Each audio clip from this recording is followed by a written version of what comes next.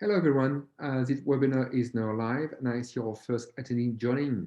I'm Nicholas Sharby, CEO and founder of Concurrences. And today on behalf of Concurrences, ELIG Gürkaynak attorneys at law, we are very happy to welcome you today to this book launch webinar. Today we're going to announce the launch of the book, Douglas Ginsburg, Liber Amicorum, an antitrust professor on the bench. I see already have 59 and 60 attendees joining in. Our speakers can see the name of the attendees by clicking on participants. That's a feature available only for speakers. But I see we have many attendees joining from Taimoon from Cayman, Anne Riley, Benjamin Choi, Bert For. Hello, Bert. Thanks for joining. Caroline Jensen, Daniel Tonsing, David Lewis, Eric Van Dam, Donald Clawitter, Don, Gideon Rousseau, and many of you. We have more than 100 persons who have registered for today, and they come from 52 countries. So we expect to have a very global audience today. So what is Liber Amicorum? Liber Amicorum means literally the book of the friends. It's part of the European tradition of celebrating the career of a great jurist. Concurrences has done this 10 years ago. First time was for Bill Kovacic, former FTC chairman, professor at GW, and we've been going on with some leading jurists. Today, we are honoring Douglas Ginsburg, the judge, professor, and friend. The first volume, because Doug has two volumes, not one was not enough to gather the contribution from his friend. First volume was published in 2018, and the second has just been recently released. The second volume contains more than 12 articles on various topics, from lawyers, economists, academics, and enforcers. Among them, there are many names. I cannot cite all of them, but Sir Christopher Bellamy, who wrote the foreword, and John Baker, Daryl Biggar, Alan Fers, Andrew Gavel, and Bill Kovacic, Randy Triton, and many other excellent contributors. We are thankful to our sponsor today, ELIG Gürkaynak attorneys at law, represented by our friend Gönenç Gürkaynak. You can find the book online on our website. We're going to share with you in the chat the link to the book. You can find the book on Amazon, but also on Concurrences and in selected booksellers online or in print in your law library or law bookshop. If you're a Concurrence Plus subscriber, you can access to the ebook version on the website. And in addition to the book, you have more than 40 other books, the tributes I mentioned, but also 30,000 articles. The database goes back to 1911, I think. So this subscription gives you access to conferences, books, and articles, and all the journals, of course. A short word on housekeeping before we kick off this webinar. You can see on the slide there are three important features. The first one in the Q&A. So all your questions should be directed in the Q&A box, bottom right of your screen, not in the chat. Why not? Because we try to have a single stop shop box point of entry for question, and this is a Q&A box. The chat is here, as you've seen, to say hello to our speakers, to let us know if you have connection issue, or only if you want to share references, thoughts that you want to share, but are not questions. The questions, live Q&A, we do at the end of this panel. We will take the most voted question if you have enough time, and we will give you an opportunity to ask your question live. For this, we will make it possible for you to unmute yourself, and then Ashebila will take your question, and the panel chair will either direct question to Doug or to another speakers, because we have not only Doug, but we have a great panel of speakers. I'll come back to this in a minute. Other things important for our lawyers attending there, we see there are now 75 of you. The certificate of attendance will be available at the end of the webinar in the chat, and for 1 hour only. Today's agenda, kind of my next slide. After this short welcome, we have a poll. I think there are two poll questions prepared by our speakers. We will go for a book presentation for around 10 minutes maximum by Antonio. We'll present Douglas Ginsburg Liber Amicorum, and then we'll open the panel and then the Q&A.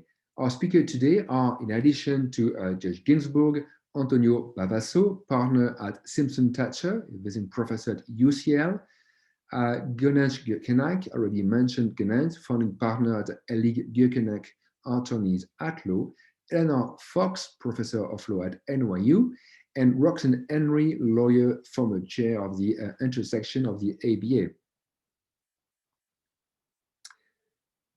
I think now it's time to launch our first poll, Ashebila. So we have picked selection. Speakers have a selected question about criminal antitrust law.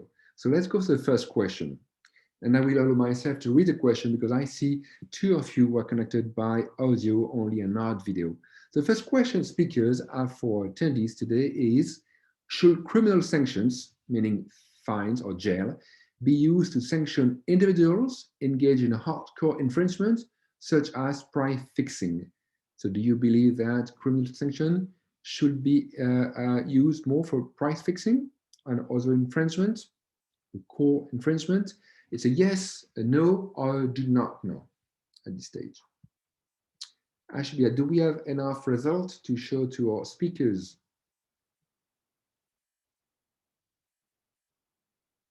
Okay, 85% of you believe that criminal sanction should be used to go after core infringement. That's a very high number. I'm surprised, but that's interesting to know that 85% of you are in favor of more criminal enforcement. 6% only is a no, and 9% is a do not know.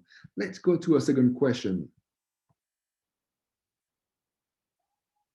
Second question is about competition agencies.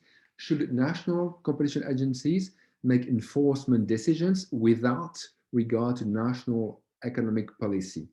A very topical question in the present crisis. Should National Competition Authority make enforcement decision without regard to national economic policy? Yes, no, or do not know. Let's wait a bit more, couple of seconds, and share the result with us. Okay, let's see the results now.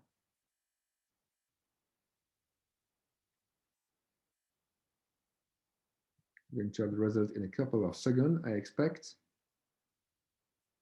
Or maybe we have a glitch with the poll. No, the poll is coming back here. So 50-50, I would say, or 45% yes and 49% no. Strongly, slightly more important no than yes, but quite even, I would say. Well, thank you for sharing your views. And now, without further ado, it's time to me to leave the floor to Antonio. Antonio Bavasso is a partner at Simpson Thacher, and I said also visiting professor at UCL, is also the co-founder and co-director of the Jevons Institute for Competition Law and Economics at UCL. Antonio, the floor is yours. Thank you, Nicolas. Let me reiterate how proud we all are to pay tribute to Judge Ginsburg, who's made this gigantic contribution to this field across and uniquely, I would say, across three essential dimensions: the dimension of enforcement, the dimension of the judicial bench, and the dimension of scholarly contribution and academia. And he's promoted tirelessly the development of this topic to the highest standard internationally. I think this is the audience to this seminar is a testament to that. Very briefly, you will all be familiar with Judge Ginsburg. He was appointed to the United States Court of Appeal, District of Columbia in 1986 and served as chief judge there from 2001 to 2008. He started his career after being educated at Cornell and receiving a JD for University of Chicago, clerking the DC Circuit and the Supreme Court of Appeal for Justice Thurgood Marshall. Shortly thereafter, he started also his academic career that he's kept to this day, starting as a professor at Harvard Law School, and then went into enforcement, becoming the Deputy Assistant and then Assistant Attorney General for the Antitrust Division of the DOJ, and then becoming the Administrator for the Office of Information and Regulatory Affairs.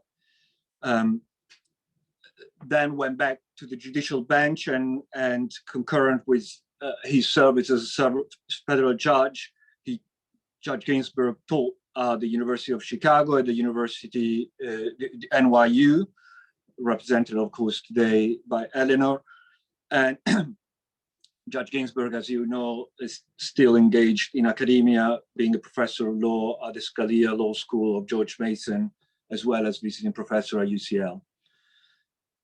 The Liber Abicorum really, over the two volumes, reflects the breadth of Judge Ginsburg's contribution to the field in terms of diversity of topics and also of contribution. You will see that there is a section that pays tributes to his work, and we will do so again today. But also there are articles that explore in a fairly heterogeneous way that is befitting to his contribution all the various aspects that have attracted his analysis, goes into the new frontiers of antitrust law, and contribution that delves into the complexity of these subjects for a variety of different ways. So it's a highly recommended book to have in your bookshelf if you don't have it already. I will stop there because I'm keen to have with my co-panelists a debate on the topics that we have. But before we hand over to the chair, I would like to sort of, I think Judge Ginsburg will hand over to you for a few words.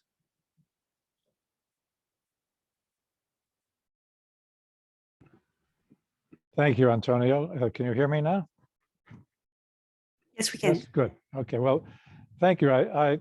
First of all, I must say it is surprisingly difficult for one to sit here and hear such encomia.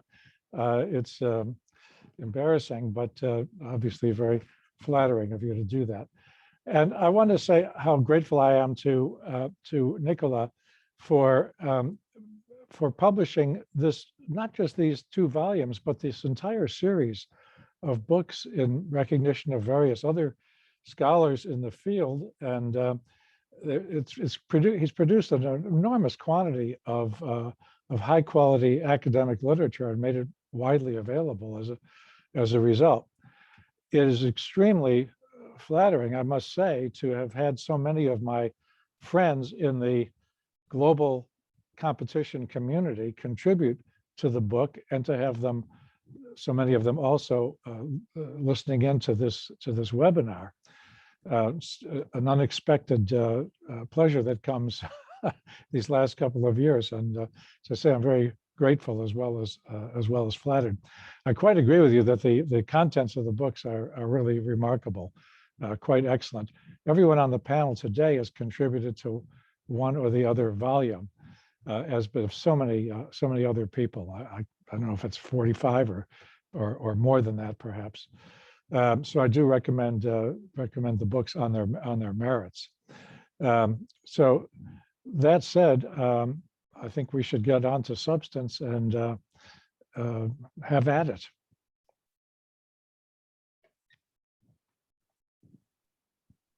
Right.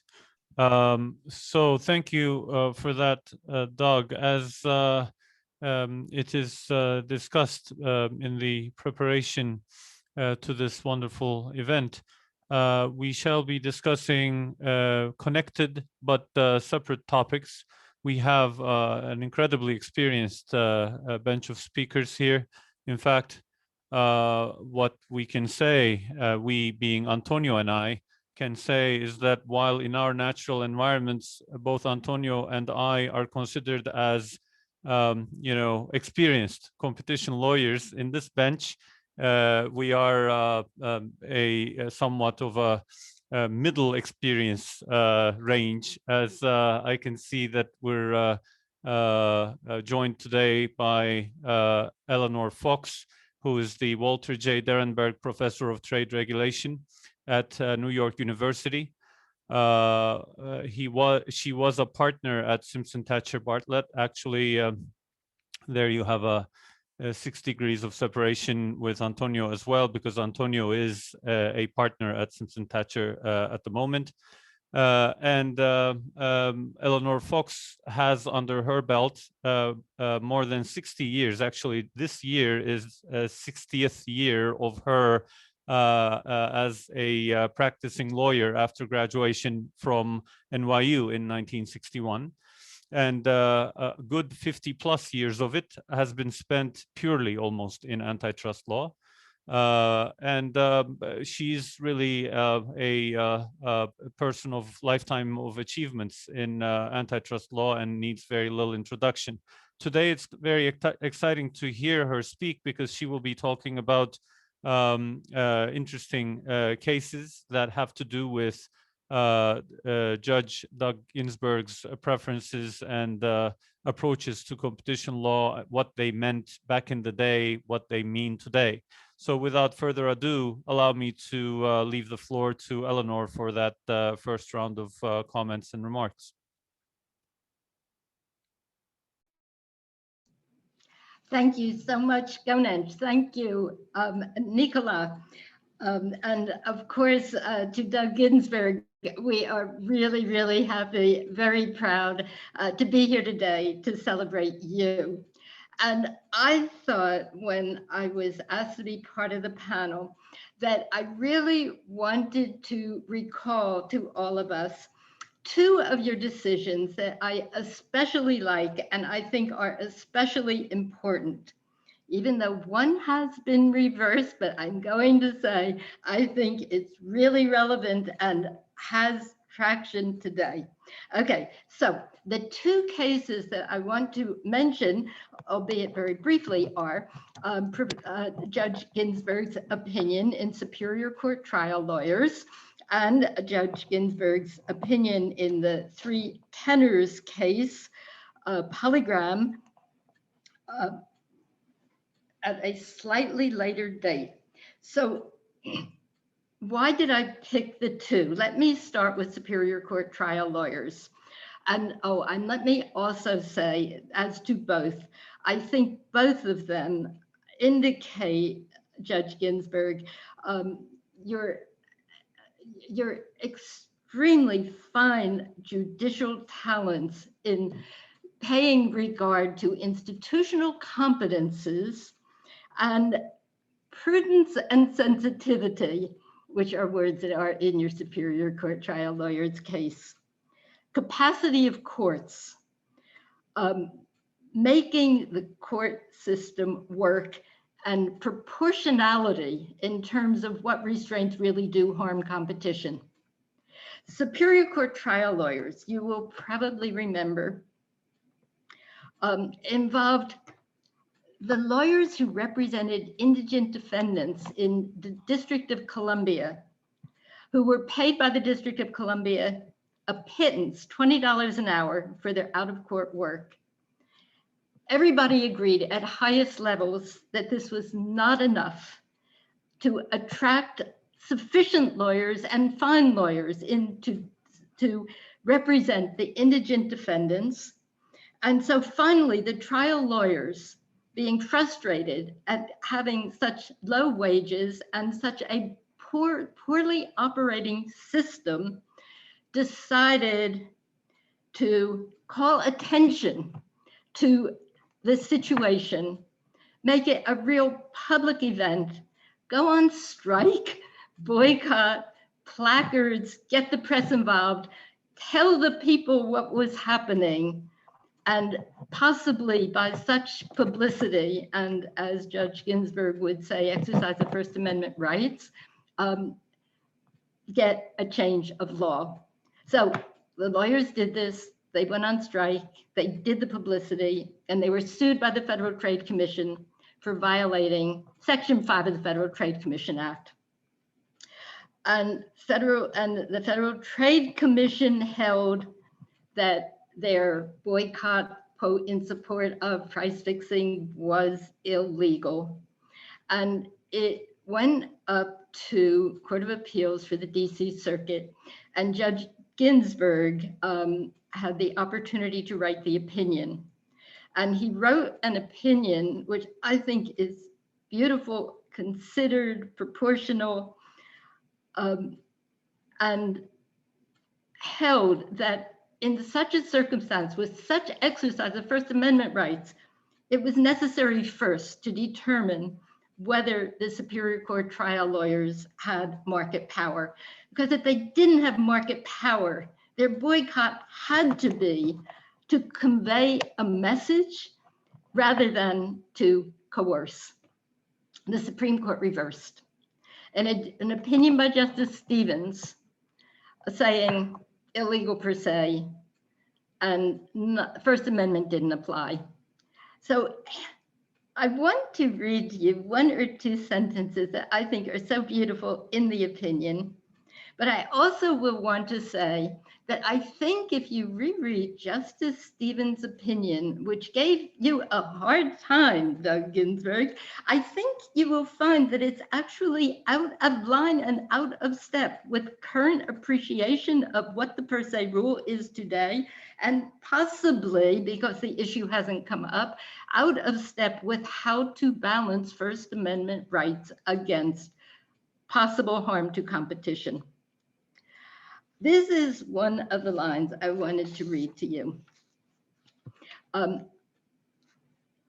This is, I quote Judge Ginsburg, "Perhaps economic efficiency is not the only garb in which an otherwise naked restraint can be made respectable in a civilized society." And after noting that the defendants have raised constitutional rights, we are indisposed to disregard their argument merely because it is novel or would require us to acknowledge a new exception to the per se rule. The per se rule does not bar us from evaluating a novel and potentially significant defense. For as Professor Arita has noted, courts do not ordinarily mean to preclude themselves from future thoughts about new matters which have not previously been considered. So Judge Ginsburg went on to say that in view of the very serious First Amendment rights of free speech that were involved here, the court would apply the antitrust laws prudently and with sensitivity. And so applying them, he held that in this case, it was necessary to examine market power before declaring that this action was illegal. So I've mentioned what happened afterwards, and it's being reversed. And I want to say one more word about why I think this is important today. I think, and we know, that our antitrust laws are under pressure for the claim of illegitimacy. This case in particular, and the fact that the FTC brought it and found the violation and the Supreme Court violation has been condemned as saying, look, here are these lawyers who get $20 an hour and who want to help perfect the system better. I could say little lawyers, although some of them were grander than that, but little people compared to the huge corporations. And in the scheme of antitrust law, these big mergers are let through every day. And these lawyers representing indigents who don't get sufficient counsel are caught in the net. This is a point of legitimacy and illegitimacy of the law, which we are faced with today. Inequality questions we are faced with today. I think by Judge Ginsburg's decision of proportionality, prudence and sensitivity, that he carries the law where it ought to be. And it might be cited today because it is very relevant today. So the other case, which I now have to mention really quickly, is on the three tenors. Why was this so important? On the three tenors case, you might remember, Polygram and Warner successively put out albums of the great three tenors, Pavarotti, Carreras, and Domingo, for the big soccer games. And the first two were very, very popular. And for the third, they decided to do a joint venture and have a moratorium on selling the first two albums, probably because they thought those first two albums were really great. And the third one was not as great. And they were afraid they were going to be outcompeted by having the availability of 3 Tenors 1 and 3 Tenors 2. So with their joint venture, they agreed that they weren't going to promote or discount 3 Tenors 1 or 2. And Federal Trade Commission found this was illegal. It was now after California Dental had thrown some cold water a lot on the per se rule and even on a quick look. And the Federal Trade Commission had gone along with a quick look and said, on a quick look, it's illegal. And there was some question how California Dental would be applied and whether, since per se was really out of fashion, one had to jump into a very full-fledged rule of reason. And Judge Ginsburg said, no, you don't jump into a full-fledged rule of reason where it is obvious from economic learning and judicial experience that there is a negative impact on competition.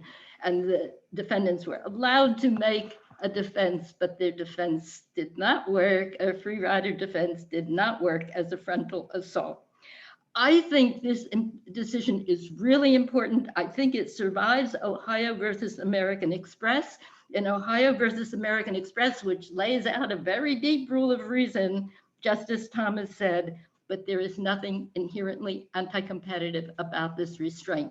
So we're talking about inherently anti-competitive. So those are the two cases I wanted to mention. Great cases, wonderful jurisprudence, and I wanted to congratulate and honor the judge.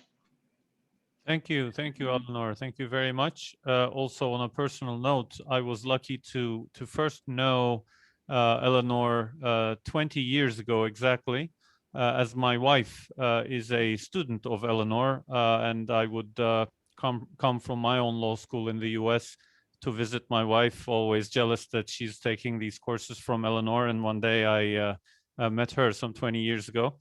Ever since, she has really helped also the Turkish competition law jurisdiction, much as she has helped very many other emerging markets as well. With that side note, allow me to turn to Judge Ginsburg and ask him what his take on the relevance of these cases today, if he believes that these cases have survived the test of time. And that they're still standing, as we certainly believe to be the case. Thank you, Gönenç.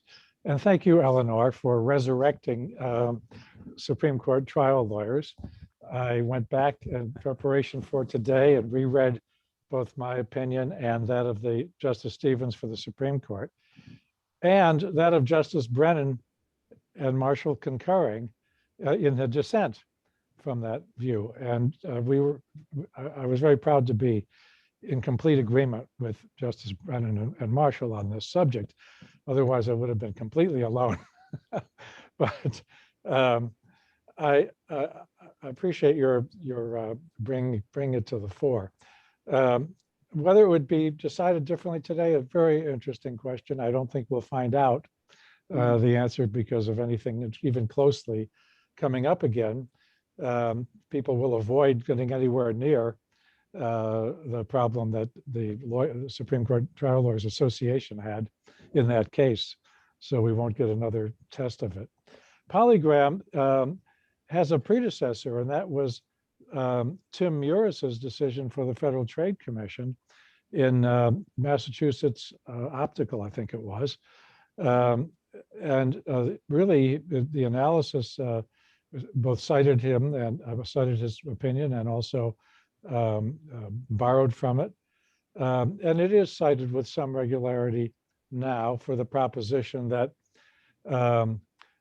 we don't have to go through or put the commission through all the hoops of the rule of reason when there, and I think the phrase I used is when there's a close family resemblance between the conduct at issue and the conduct that we know is per se unlawful.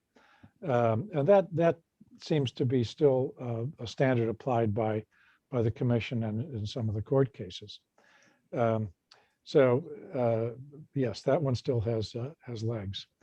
Eleanor was my colleague, Gönenç at NYU when I was teaching there, dear colleague, whose work I'd read for perhaps 25 or 30 years before, or at least that, before we were together at NYU. So it's really a pleasure for me to have Eleanor on the panel today. Thank you, Eleanor, for being here. Thank you. Perfect. Thank you for that, Doug. And in addition to the introduction to Doug, Doug also had his fair share of helping other jurisdictions and competition law thought in other jurisdictions. He was so kind to also attend a conference that I had organized in Istanbul some 5 years ago, actually exactly 5 years ago. It was April 2016, and he had delivered a speech as my guest in Istanbul on antitrust in high-tech markets. I think we're looking at friends of competition law all around the world in both Doug and Eleanor today. Antonio, Roxann, would you have any observations on Eleanor's quick submission? Would you like to chime in, or would you like me to proceed with the next speaker? I'll give a quick chime in to look also at the state of Missouri versus the National Organization of Women, where the result actually was in the Eighth Circuit in accord with Judge Ginsburg's opinion. They found that it was protected by the free speech in the First Amendment. Perfect. Thank you. Antonio? You're on mute, Antonio. Will there we go. I'm happy to go ahead because there are some links to what Eleanor said to what I want to say, so I don't have anything at this point. Perfect. Okay, so let me introduce Antonio Bavasso more appropriately. So he's a partner at Simpson, Thacher, Bartlett. He was for decades a very prominent lawyer at another very prestigious law firm. And he is my exact same generation. We are the 20 plus years of competition law experience generation. He is a very, very well-known competition lawyer, especially in the fields of merger control and antitrust investigations and antitrust litigation, particularly in technology, media, and telecoms market, but also in other markets as well. He has been a go-to attorney for a very, very long time. Also, he's an academic. He's teaching at University College London recently. Before that, he has held many academic positions as well. Today, he will be talking a little bit about independence in decision-making and why we need independent decision-making. What could be the trade-offs and the relationship with judicial review of the matter of independent decision-making. So over to you, Antonio.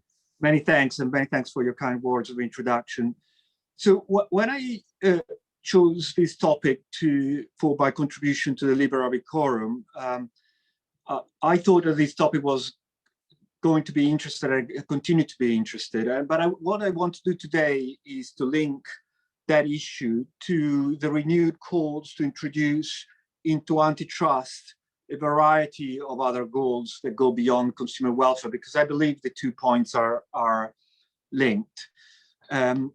Over the last 25 years, since I since I started researching and practicing this area, we've gone through an extraordinary phase of internationalization and convergence at international level. In fact, Judge Ginsburg has been one of the protagonists of that. But we often forgot the nuances at national level, which are important, and often these things are glossed over. But there are also interesting links. And the debate around consumer welfare standard and independence, to my mind, is one of those topics. And I will offer, obviously, a European perspective here, but it's perspective that, as a result of number of jurisdictions following the European models, applies internationally.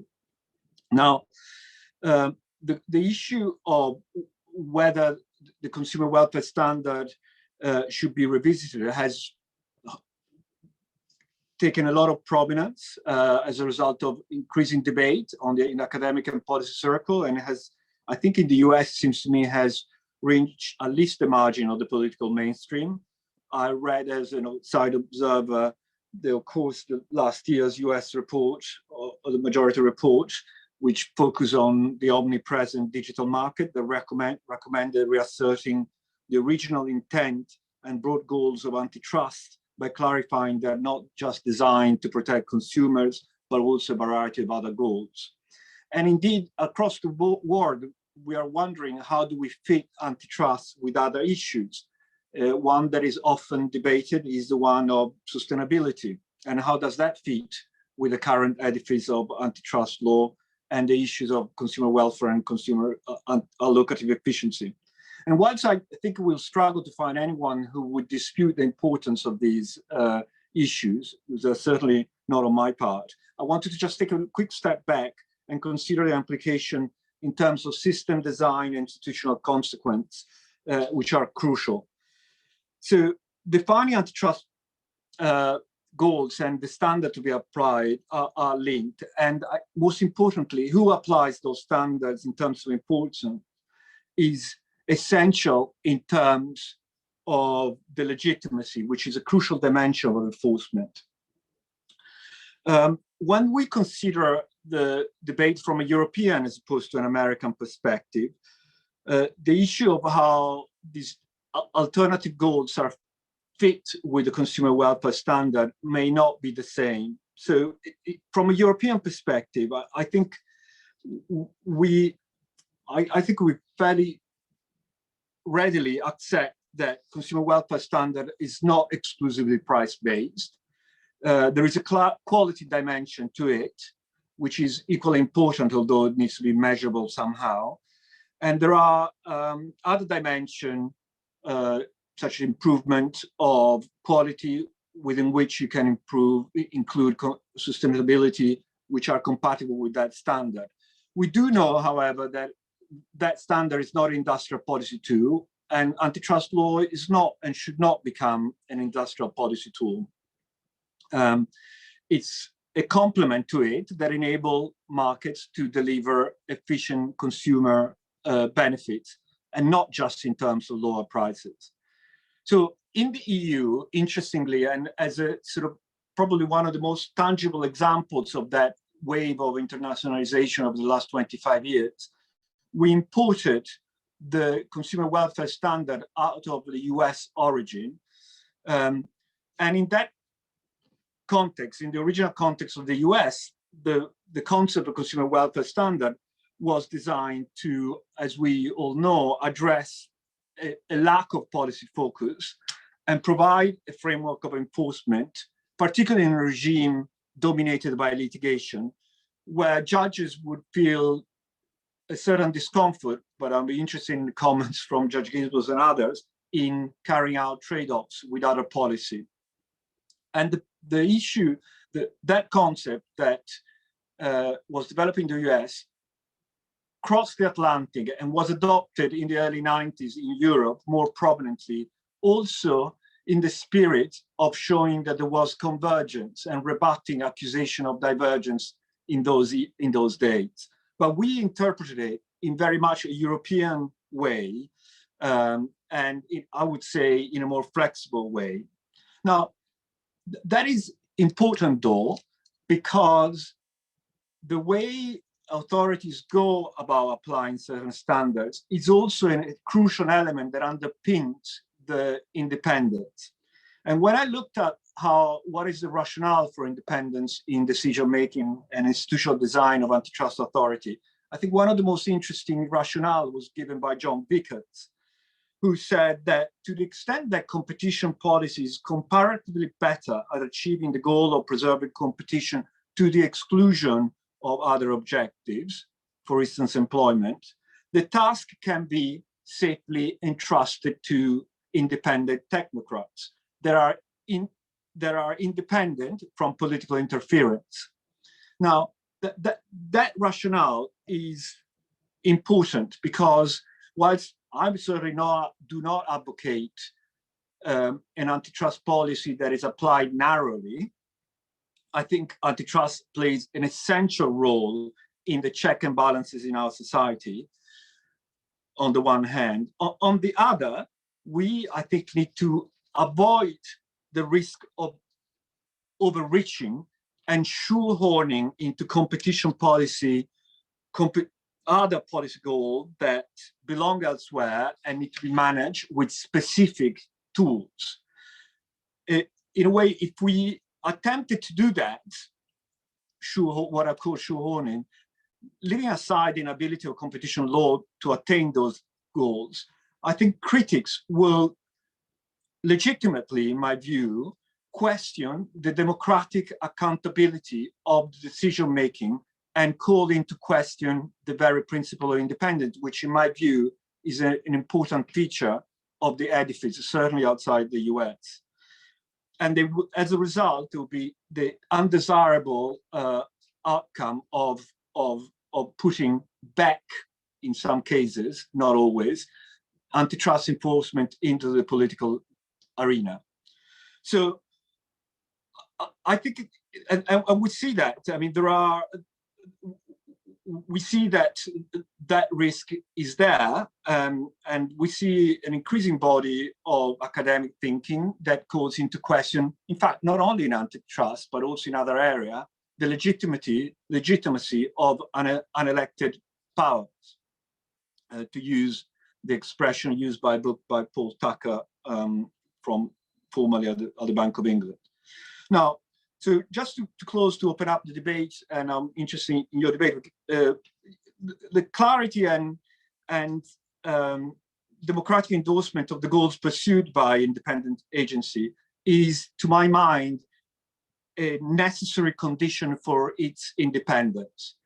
But equally, on the other hand, it is incumbent on enforcer, the academic world, policy fora, to let the law evolve. I'm not suggesting at all that they should not learn from experience and learning from economics and the situation that we have around us, and let the law develop so that ultimately that law can be developed and new thinking is also accepted ultimately by the courts that have the crucial function of evaluating how antitrust law is enforced at agency level.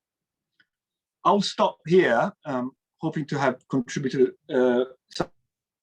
for debate, and very interested in your reaction. That's perfect. Thank you, Antonio.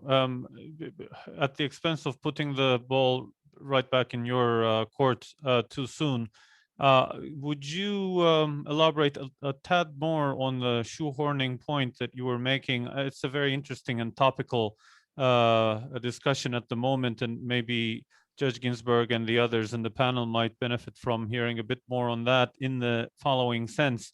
So when it comes to distribution of or more just distribution of welfare, for example, or when it comes to protection of small entities or fight with inflation, what have you, these are goals that one can recognize as being shoehorned into the competition law realm, and one can, with a clear conscience, fight with these and say, no, we need to keep it technical. We need to look at welfare maximization, and efficiency enhancement is our main goal.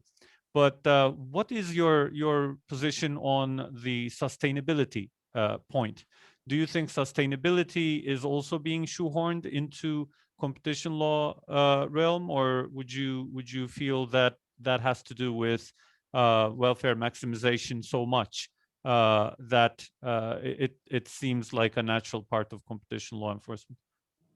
Well, so first of all, I don't agree that there is this dichotomy. Certainly from a European perspective, there isn't such a dichotomy between a narrow efficiency and some fairness consideration is the first point. So I don't know whether you were implying that, but that's certainly not a view that is relevant for a European perspective. I appreciate that the position may be slightly different in the US.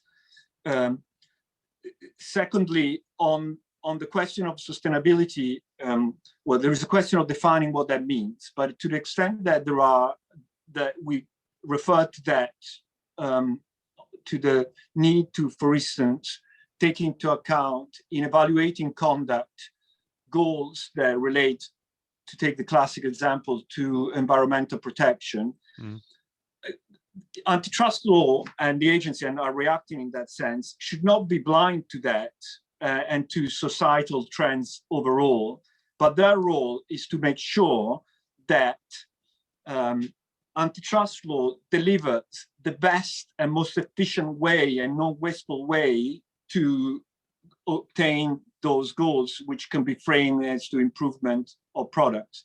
What I worry about that debate, in fact, is that the rhetoric of saying antitrust law with a narrow efficiency defense gets in the way of sustainability can, I'm not saying that always does, but can mask, I think, in fact, a softening of antitrust enforcement.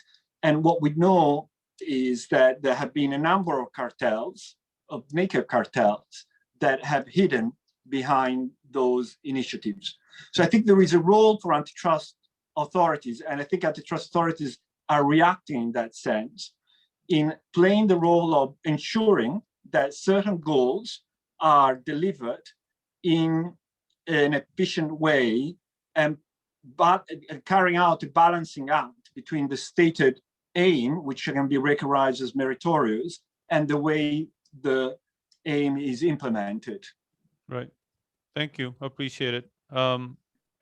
Judge Ginsburg, would you care to speak about these points, especially the importance of independence in decision making in your own view, how you have experienced it, and also whether you come across the types of trade-offs that we're discussing? That'd be very interesting for everyone.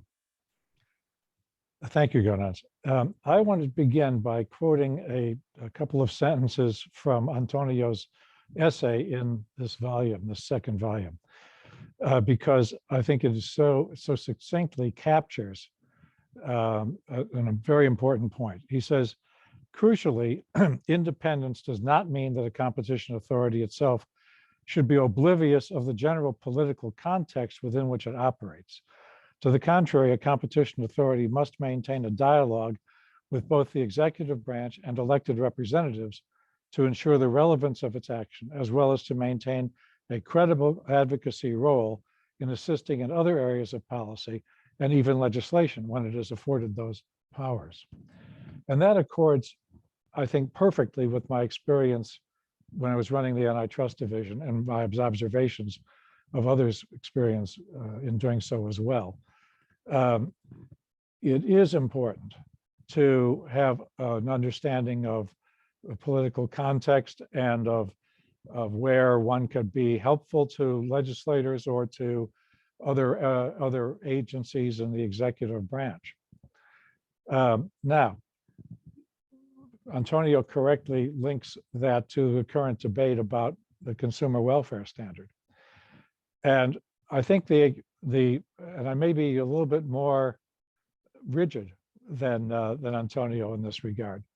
I think when a competition agency is drawn into, or may be forced to, take into account things that are unrelated to competition, or at least are different from competition, and that are incommensurable, that cannot be reasonably well quantified, it is going to be, and such as the effect of a decision on inequality or inflation, or perhaps probably the environment, that's a little closer case, its decisions will require it to make trade-offs between competition and those other values for which it has not only no particular expertise, but for which it's really an entirely political decision. How much inequality should be diminished, or what cost, how much competition should be sacrificed to obtain how much difference in inequality or in whatever it happens to be. And that is a decision that may have to be made by governments, but not by competition agencies. And if they start making these decisions, their legitimacy will be very seriously drawn in question, because there is no way to make the decision seem anything other than arbitrary. The variables are too manipulable, the unknowns too great. Well, in these other fields, they really depart dramatically from the objectivity that the consumer welfare standard brings to competition analysis. So I think it's absolutely correct to worry about the legitimacy of a competition agency that branches off into taking these other things into account. There are some decisions, of course. I think probably the best known in Europe is the dishwasher case, in which the manufacturers collectively sought a non-enforcement decision so that they could collaborate on economizing on water consumption in their products, on the assumption that consumers wouldn't value that. I'm not sure why. Maybe they don't pay for water directly. But that was a very narrow and I think perhaps understandable departure. It didn't involve attaching monetary values to things that are so difficult such as unemployment or inequality.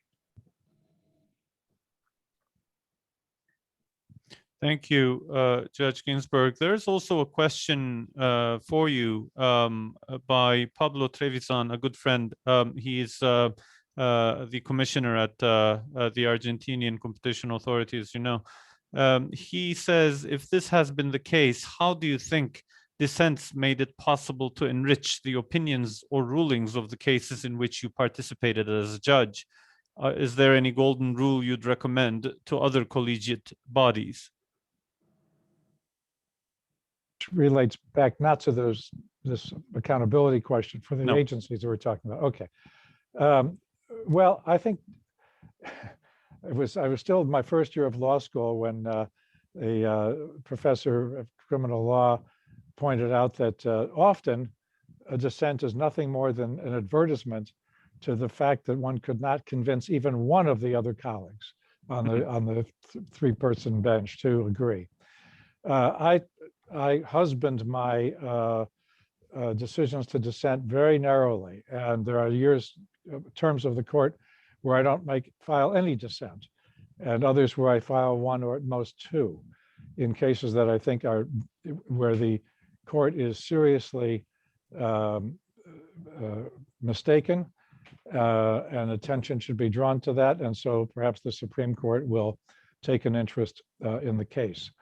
The alternative to dissenting a lot is to strive really hard to bring a panel together, to narrow the decision, to get concessions from counsel that some things needn't be decided in order to resolve the case, or to get them to even to abandon certain arguments that seem hopeless. So, because the narrower the decision, the easier it will be for the judges to agree on it and avoid the necessity for a dissent. And if it's done, I think, narrowly and infrequently, the dissent is a teaching moment in which a disagreement is brought out in a way that's enlightening for people, no matter which side they agree with. Perfect. Thank you. Can I just make a point on what that said, which I think we probably agree more than what has been suggested. I'm not suggesting that inequality becomes a direct goal or is taken into account indirectly, but I think to take that example, and it goes, if it's the political economy teachings that need to inform antitrust. So without saying something too controversial, if it was established, for instance, that the degree of market power in a particular sector, the digital sector, is detrimental, it would be entirely legitimate, as it is happening in the UK, for the question to go to Parliament to determine that our approach to presumptions and our standard to what is acceptable in terms of concentration should be different and lower, and our agency should be entrusted to apply such standard. And that's the route that is being pursued by the CMA, which seems to me entirely appropriate. I think that we need to go through that debate, that transparency, and there needs to be a statutory endorsement of if there is a recognition of a changed political economy. And that's what is happening. In other places, that is not happening with the same degree of transparency and economic and ultimately democratic legitimacy. I think in the US, it would be extremely inappropriate for either of the agencies to start saying, well, in addition to consumer welfare, we're going to take such and such into account without a remit from the legislature, from the Congress to do that. It would be, I think, unfortunate for the Congress to impose broad criteria other than consumer welfare, but they might have some narrower ones that make some sense. But for the agency to do it without the political mandate from the legislature, I think would be a grave mistake. And so I agree with you entirely on that. By the way, I should have said, hello, Pablo. I'm glad to know that you are on with us. Yeah. All right. Eleanor, going back to the original remarks made by Antonio and this late discussion. So I have parked the Pablo question and answer in there because the microphone was with Doug already and I wanted to deal with the question. But going back to the original submission of Antonio and the responses you've seen from Doug, is there anything you would like to add to this? Sure. So I'm thinking as I'm listening both to the judge and to Antonio about the US case, never litigated, about 4 big auto companies decide that they want to follow California's higher standards for fewer auto emissions. And there was a question, did they agree with each other? And the Justice Department did not find that they agreed with each other. So supposing that they did agree with each other, that they wanted to adopt auto emission standards that were higher than federal standards and that were like California standards. And suppose the Justice Department sues and the case comes to you, Judge Ginsburg. Is it possible to take into account the auto emission environment problem in a way that is asking whether the per se rule against companies collaborating on an element of trade is per se illegal? And Antonio, I'm thinking EU would be much more flexible on that question than US. Well, the manufacturers there would not act unilaterally because they would be contrary to their individual self-interest. Only if it's done collectively would it make sense. Yeah, but that doesn't mean that it's legitimate for them to make an agreement and then approach California. Any one of them could have approached California with this proposal and said, if you want to enlist the other automobile companies, we are game. Each of them could have individually done that. Any one could have. California could have initiated it. So I would not carve out an exception for something like that. Now, of course, if they brought themselves within the Noor-Pennington rule, where they're collectively approaching the government, I'm not sure why it didn't apply in that instance, but that does provide a protection for that kind of activity if they abide by the dimensions of the Noor-Pennington exception. Thank you. Yeah. Roxann, would you like to add your observations, thoughts on this particular topic? I'll pass on this topic. Okay. Which then means that we're on to Roxann's submission on her choice of topic. And before that, a brief introduction on Roxann Henry, who needs really no introduction. She's been the president of American Bar Association's section of antitrust law. In that capacity, one knows Roxann anyway, if one is interested in competition law, antitrust law in any capacity. Also, the spring meeting, as you know, is by far the largest gathering of all antitrust lawyers all around the world, and Roxann has been instrumental in so many of the spring meetings being organized and being brought to life. She is an antitrust lawyer with more than 35 years of experience, now an independent private practitioner.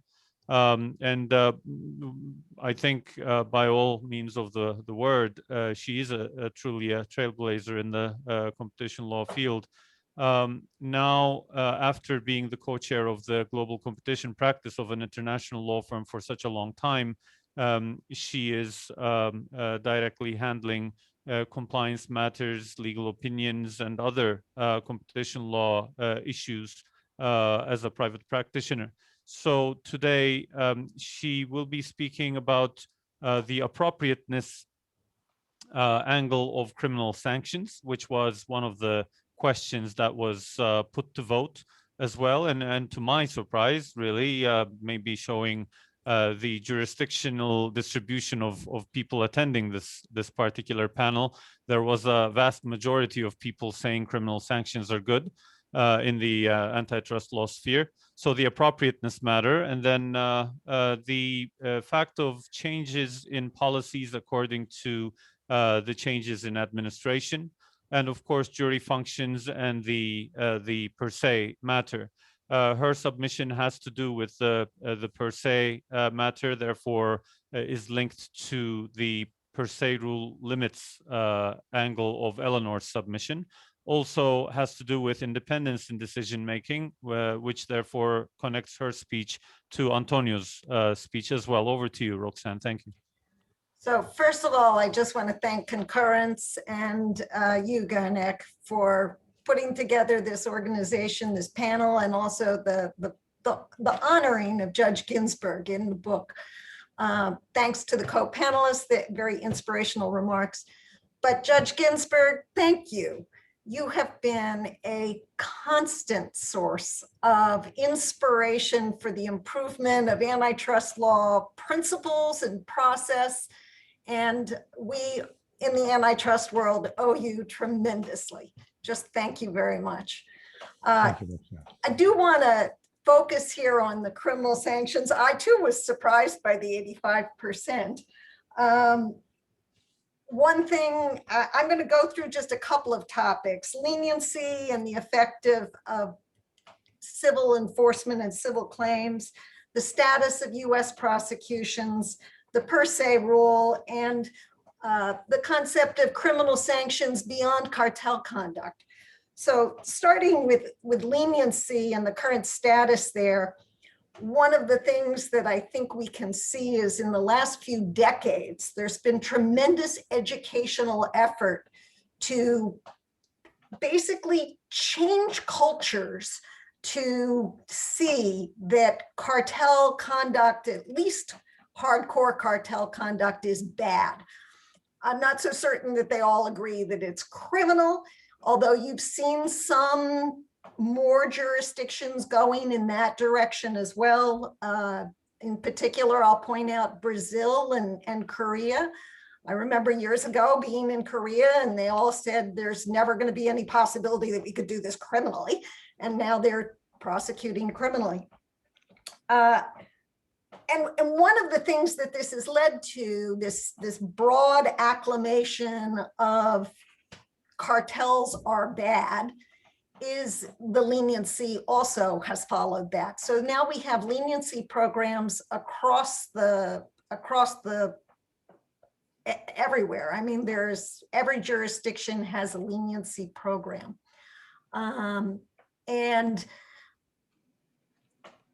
success may have actually led to less success.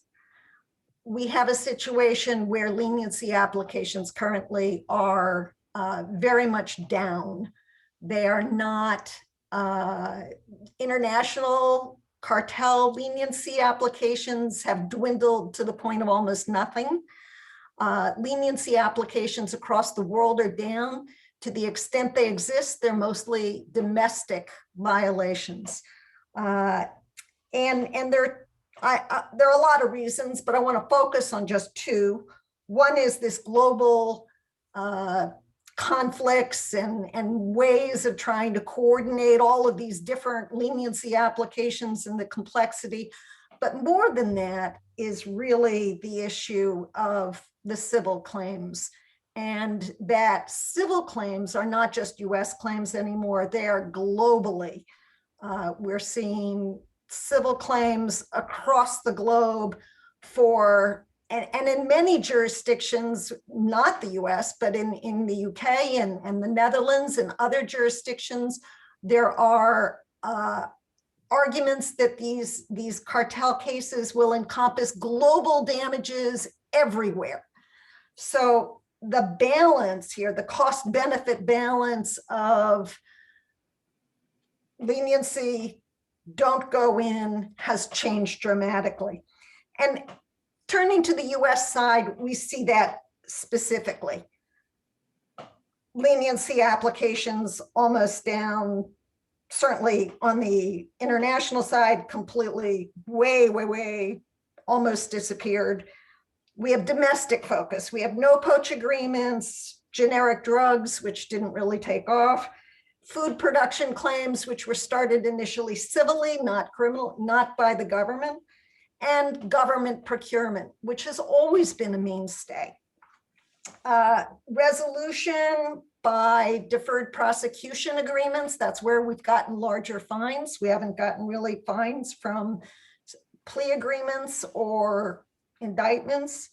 And what that means is that the division has been stretching to really move forward, to try to get more cases. And criminal prosecution, frankly, has been less of a priority.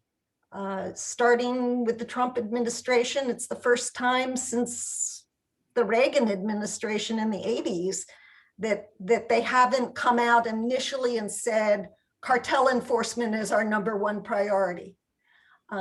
It's not. So if you look at the case selection, and here I'm going to get into the per se issues a lot as well. I noticed on the 85% vote, it said hardcore cartels. Does hardcore mean per se cartels?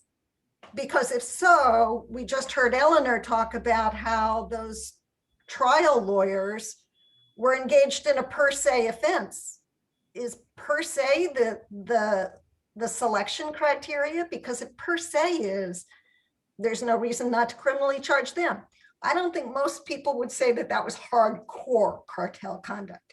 And I think we all also see that per se rules can actually be very difficult to apply.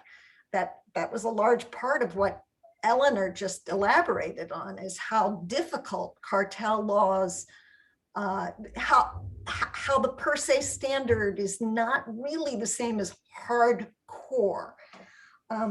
But I would point out, and anybody who wants to can go back and look at recent speeches from the Antitrust Division, the language hardcore has disappeared. It's really not there anymore. They don't use it. Instead, they talk about per se violations. So per se has two functions. Today, it deals with case selection at the Antitrust Division. And it also is a presumption that takes away from the jury certain fact finding. And that, I would say, is constitutionally incorrect, but that is the way in which our current antitrust criminal enforcement in the United States takes place. The jury is told that they should presume the unreasonable restraint of trade aspect of a violation if, in fact, there has been proved that there was a per se bid rigging or a per se price fix. This has led with the notion that things are now getting stretched a bit in terms of case selection to some more recent challenges against criminal prosecutions. We saw very recently the US Chamber of Commerce submitted an amicus brief in a Texas indictment regarding no poach agreements. These are the agreements where one company says we're not going to hire each other's employees. And they basically said that in a no poach context, the law is not clear that that is per se, and therefore it would be unconstitutional to enforce the antitrust laws. So this raises the whole question of void for vagueness, which in our constitutional system is a principle that isn't required. You cannot have a criminal prosecution of a law that is too vague to give adequate notice of exactly the type of conduct that will be prosecuted criminally. And case selection to date has really precluded that from getting into the courts and getting a lot of play in the courts. But that could change, and it very well may change. And this notion of using a per se presumption to take away from the jury key fact finding also could change the dimensions of what is acceptable to the judiciary of a criminal prosecution. And that's just going to lead me to the last point I just want to make, which is, again, when we're trying to think of what is appropriate for a criminal sanction, the law is exactly the same language for a criminal or a civil offense.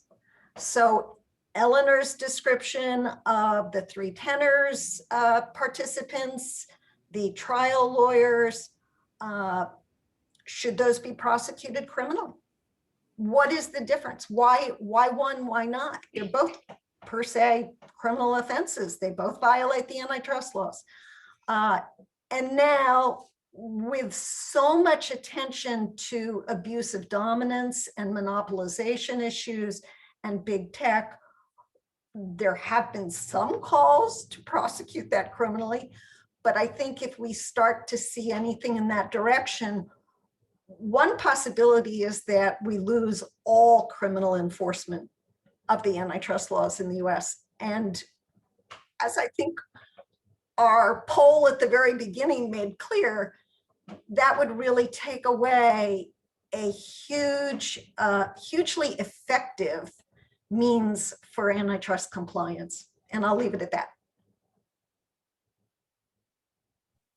Thank you. Doug, observations, comments on this? I know that we've come to about 15 minutes past the hour of the event, so maybe a last round of remarks by the panelists, and then we would wrap up. Very briefly. I think thus far, first of all, Roxann raises some very interesting and important points that are not often thought about. In the three tenors, in the Supreme Court trial lawyers, in many other cases, we probably are just relying on prosecutorial discretion not to bring a criminal case.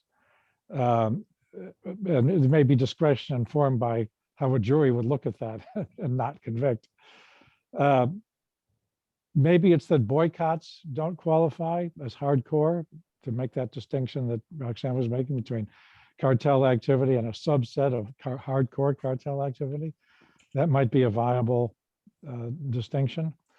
On the no poach agreements, though, it doesn't seem to me really to be a problem of vagueness. I'm very surprised to hear that the chambers filed that brief. And of course, the practice here has been, when something is novel, to bring cases civilly, to bring the first case civilly, and then once it's established that that is unlawful, to bring the next cases criminally if desired. So when I was Assistant Attorney General, we had a case involving the two airlines that dominated Dallas-Fort Worth Airport.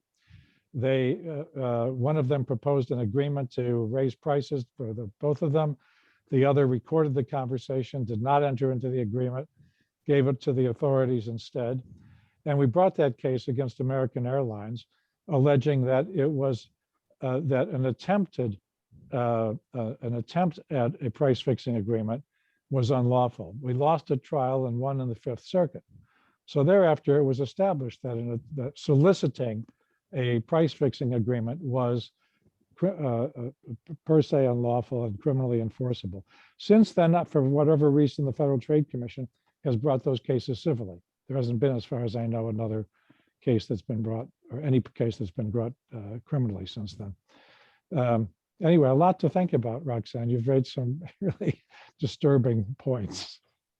Thank you. Eleanor, could we get your comments on all the observations made so far and the last submission by Roxann? Oh, so my observation is those are really interesting points you raised, Roxann. It does indicate for criminal that we ought to be very much clearer about what is condemned criminally. And this, of course, prosecutorial discretion, what the judge said. So for my last thoughts, though, I simply wanted to repeat a quote and again, congratulate the judge for his really extraordinary jurisprudence, and repeat the quote, which you yourself quoted from Phil Arita, and does characterize you. Courts do not ordinarily mean to preclude themselves from future thoughts about new matters. And that's what we're talking about, new matters. It requires thinking and sometimes originality, but also rule of law. Thanks. Perfect. Thank you. Antonio, last word is with you, and then we will wrap up. 1 minute, an observation in Europe. In the UK, where there is a criminal offense, the criminal dimension has very much acted as a barrier to entry into this new market for the CMA. It has really not worked. It was first thought it was linked to the need to prove dishonesty. Then dishonesty was removed in 2013-14. There hasn't been any case brought there, despite the intention of bringing one. The CMA prefers to prosecute them with this qualification on a civil basis. There have only been 7 criminal cartels, and almost all are more than 5 years old. Yeah, yeah, most interesting. Well, friends, participants, panelists, this was extremely interesting, and I, for one, have learned quite a bit from all of these observations and comments and submissions. Thank you so very much. First of all, again, congratulations, Judge Ginsburg. I know that you have very many accolades under your belt in terms of appreciation of all your contributions to antitrust law. But then a duo of books filled with very high quality academic submissions is, I think, the best way of celebrating someone like you who has had so many contributions to antitrust thought overall. And Antonio and Eleanor and Roxanne also very many thanks for being a part of this in verbal form. Let me turn it over to Doug for one last time, and then we will call it a day. Thank you, Gönenç. And I want to thank everyone on the panel for their thoughtful remarks and for their preparation that went into them. And to observe that there is a Liber Amicorum, I guess, out any time now in celebration of Eleanor's achievements. Yep. Can you tell us from someone from Concurrences when it will be available? Well, thank you. Yes, the book is on its way. It should be available for the fall this year. Looking forward to it. Perfect. For this Thank year. In the meantime, we will publish another Liber Amicorum for Professor Genie, and also one in the US for Professor Ovenkamp in the coming weeks. Perfect. Wonderful. Right. And congratulations to Concurrences as well for creating this climate of academic sharing around larger than life figures of antitrust law, really. So thank you, everyone, and I hope it was well worth your time in attending. We certainly liked sharing what we know, and hopefully we're going to see each other face to face soon. A very minor correction, by the way, I learned that Pablo Trevisan is no longer the commissioner at the Argentinian authority, so that's my bad. This is what happens when you don't have the spring meeting. You don't get to catch up on recent developments. So apparently last year was his last year in his tenure. Take care, everyone, and thank you for your contributions. Thank you all. you. Thank you. Thank you to you. Thank you.